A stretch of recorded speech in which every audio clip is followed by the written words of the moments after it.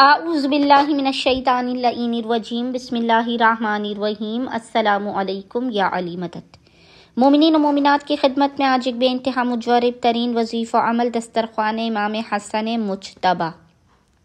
سبط رسول اکبر کے دسترخوان کا طریقہ لے کر آئے ہیں، جسے اکثریت مومنین 22 جمادی الثانی کے گھر اپنے گھروں میں منعقد کرتے ہیں، 22 جمادی الثانی کے دن۔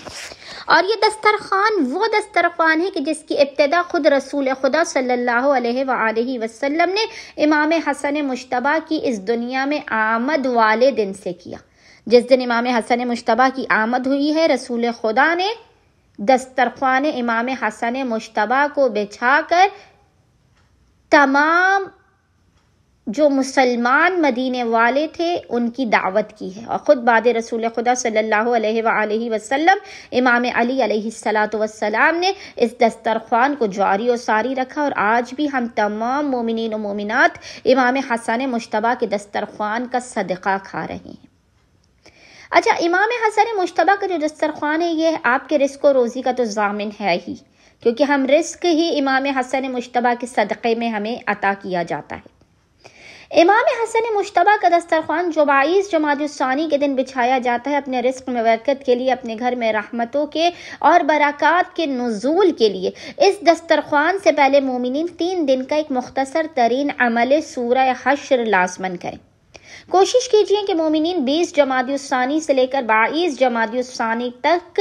ان 3 دنوں میں 22 مرتبہ 22 ٹائمز سورہ حشر کی تلاوت کریں۔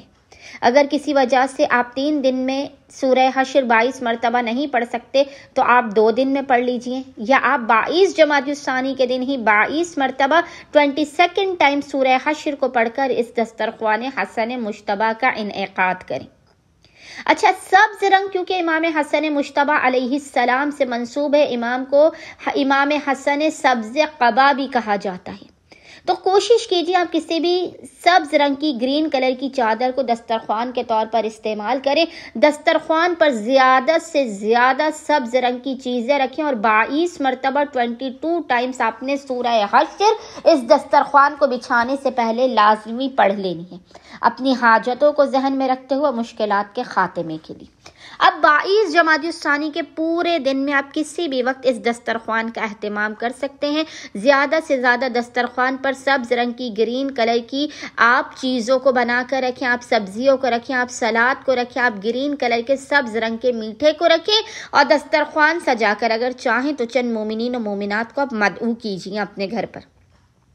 اچھا، اگر آپ کسی وجہ سے مومنین کو مدعو نہیں کر سکتے تو اپنی استطاعت سے بڑھ کر ہی اپنے بہترین کھانوں سے اس دسترخوان حسن مجتبیٰ کو سجانا ہے۔ گھر میں جتنے بھی لوگ ہیں دسترخوان پر آ کر بیٹھ جائیں، اس کے بعد کوئی بھی ایک بزرگ یا بچہ یا جوان 1 مرتبہ حدیث قصہ کی تلاوت کرے، اور ہر شخص جو اس دسترخوان پر موجود ہے وہ ایک تسبیح درود کی پڑھ کر حسن مجتبیٰ کی بارگاہ میں ہدیہ کرے۔ بچے ہیں اگر وہ ایک تسبیح نہیں پڑھ سکتے تو کم سے کم 5 مرتبہ بچوں سے صلوات لازمی پڑھائیے، اور اس کے بعد اس تمام دسترخوان پر امام حسن مجتبیٰ کی نظر کو دلوائیے، اور پھر اپنی حاجتوں کو طلب کیجیے، اپنی مشکلات کے خاتمے کی، اپنے گھر میں رزق و روزی کی برکت کی، اور اپنی زندگی میں حسن مجتبیٰ علیہ السلام کے حق کے صدقے سے، سبط رسول اکبر کے حق کے صدقے سے اپنی زندگی میں آسانیوں، سہولتوں، برکتوں اور راحتوں کی دعا کیجیے۔ ہر قسم کی بیماری، دکھی، تکلیف اور پریشانیوں کا خاتمہ